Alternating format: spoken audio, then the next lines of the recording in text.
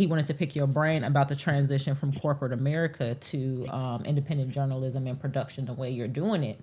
And Yeah. if I understood your answer correctly, it almost seems like some of the elements that even when you were working with Hip Hop DX that you used to find success, you actually brought them with you and recreated them just more on an independent basis. So I guess maybe the transition doesn't feel as hard, because do you feel like you still bring some corporate America or some of the things you learned? Like you spoke about being a producer and being able to manage teams earlier.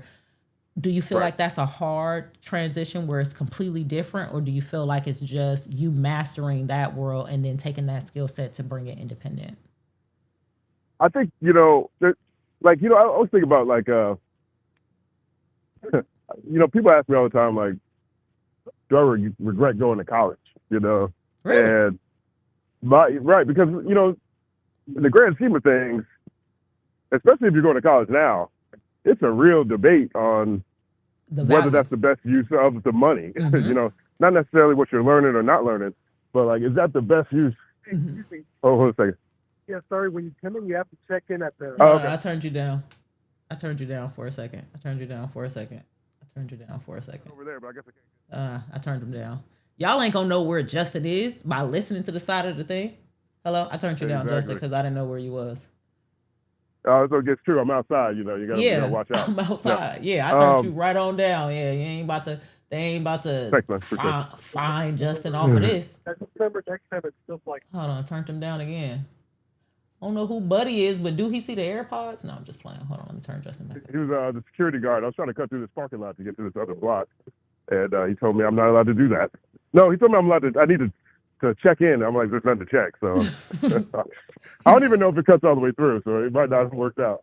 But I'll say this: people ask me just because of the value, or at least the how much it costs, and if it's the best way to spend that kind of money. And I always tell people college is all about networking. The most important things about college is like meeting people and proving you can complete something. Facts. And not necessarily just proving it to the world, but also, proving it to yourself in a different kind of way, because college is different than high school in that regard. That's the most important thing, I think, right? And so when it comes to corporate America, I think the most important thing that I learned in that experience that has been valuable is understanding what it takes to scale.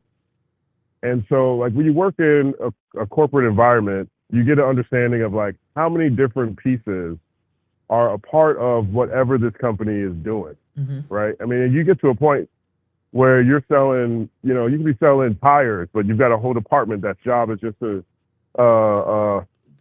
accounts receivable, make sure people pay you back. You got a whole department that's just based on like, HR services. Like, if you just think about all the things that it takes for a company to do what it does, it gives you an idea of how best to place the pieces as you continue to build whatever it is that you're ultimately selling.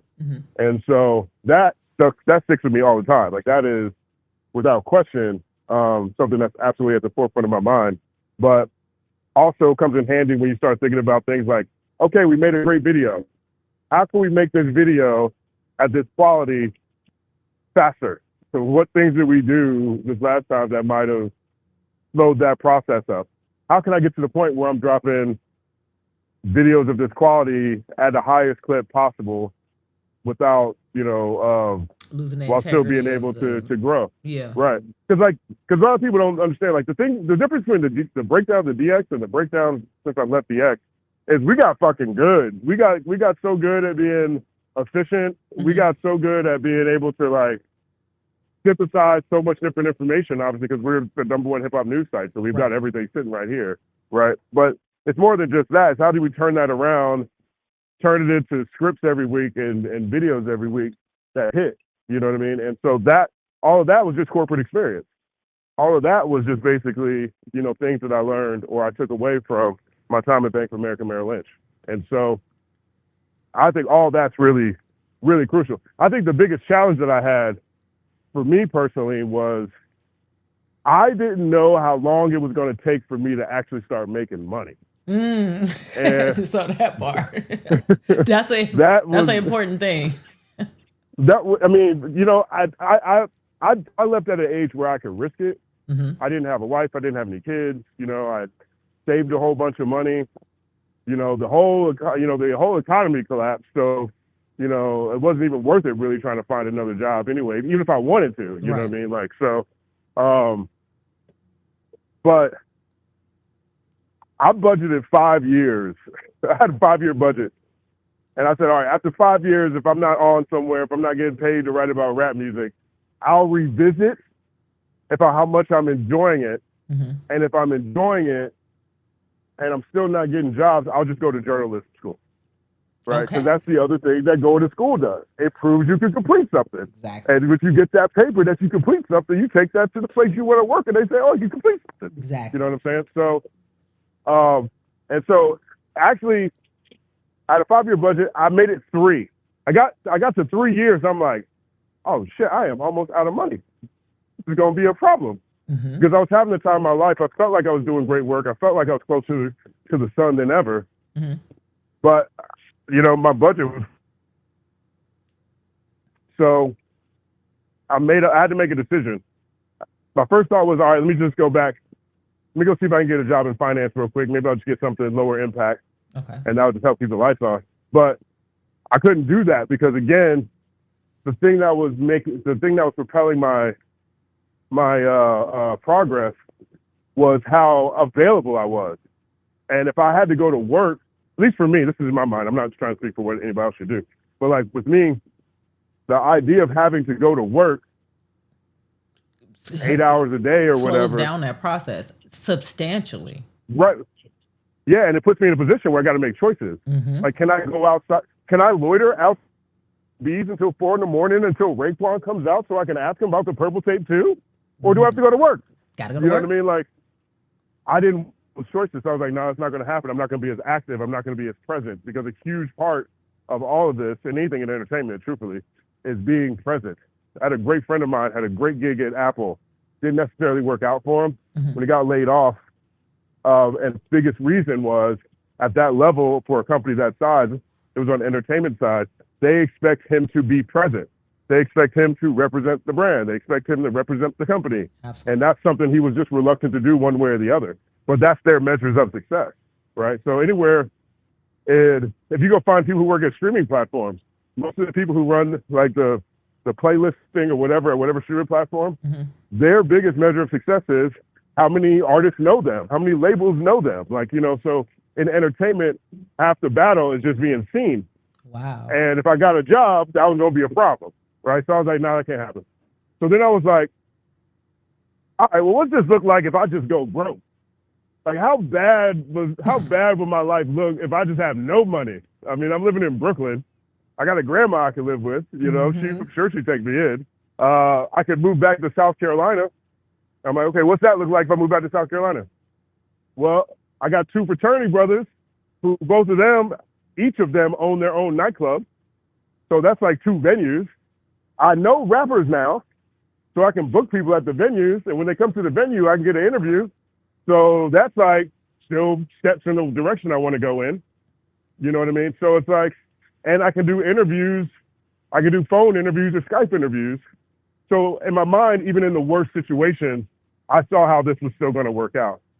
And once I made up my mind that, oh, this is going to work out regardless. Like, it does, the only thing that's going to happen is Justin becomes the greatest rap writer of all time, or he dies. Like, yeah, there's only 2 options. There's only 2 options. So it's like, oh, okay.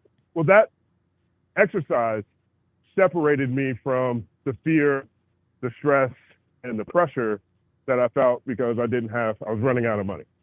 And so I just became really resolute in my mind at that point in time, that regardless if this works out while I'm living in this cool place in Brooklyn, or if this works out at me living in my own room at my mama's house, it's still going to work out. It's still going to work out. And right after that, things just started going really fast.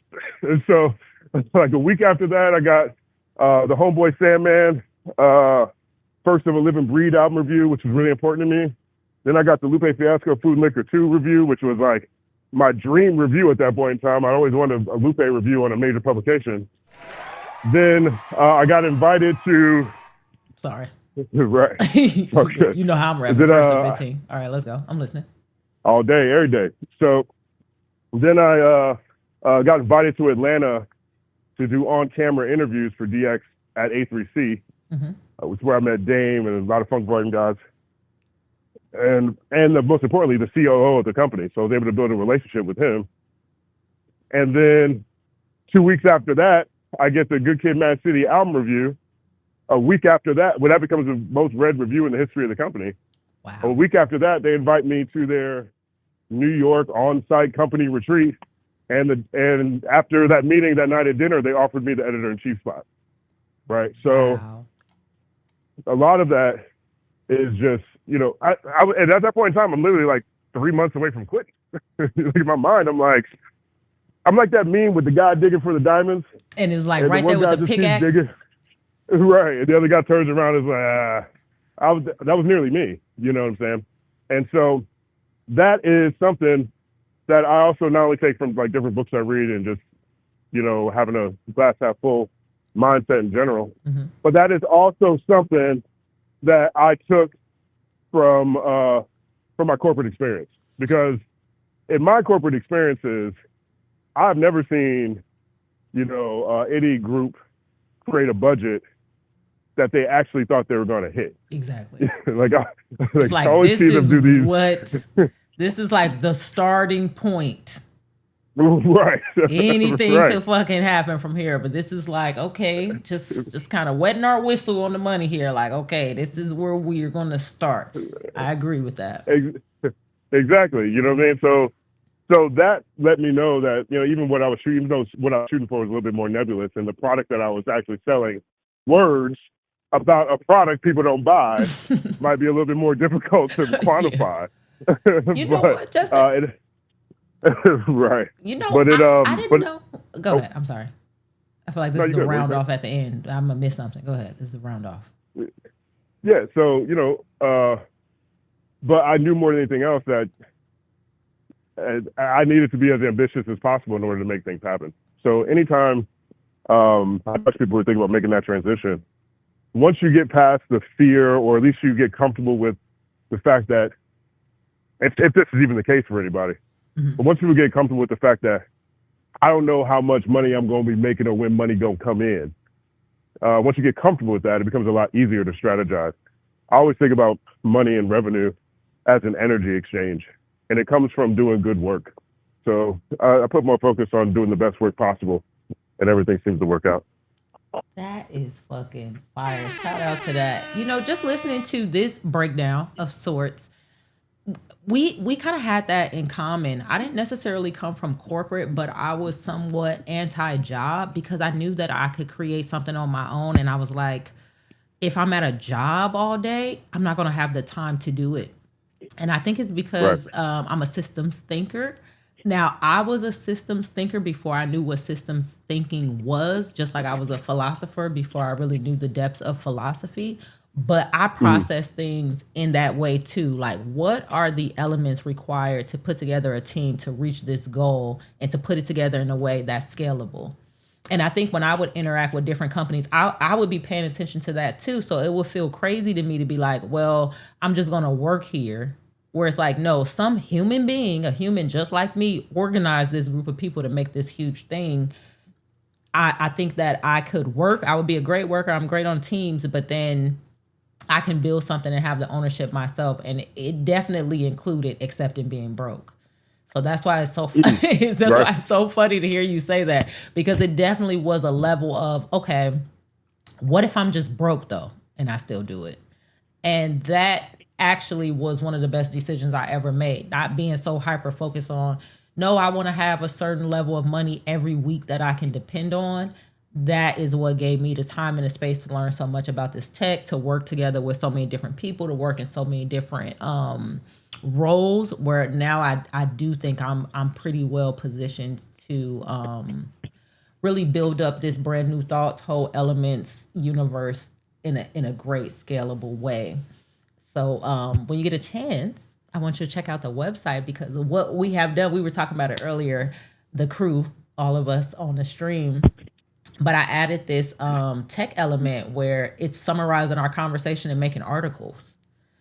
So now when we're talking, it's generating these articles. I mean, I go in there and edit them, of course, but is generating these articles to now make the conversation travel a little farther and make it more shareable. So that definitely comes from paying attention to corporations, to other teams, and how to organize it in a way that's scalable. So I definitely really related to what you were saying, and that is so inspirational. The chat is loving it. We appreciate you so much, Justin.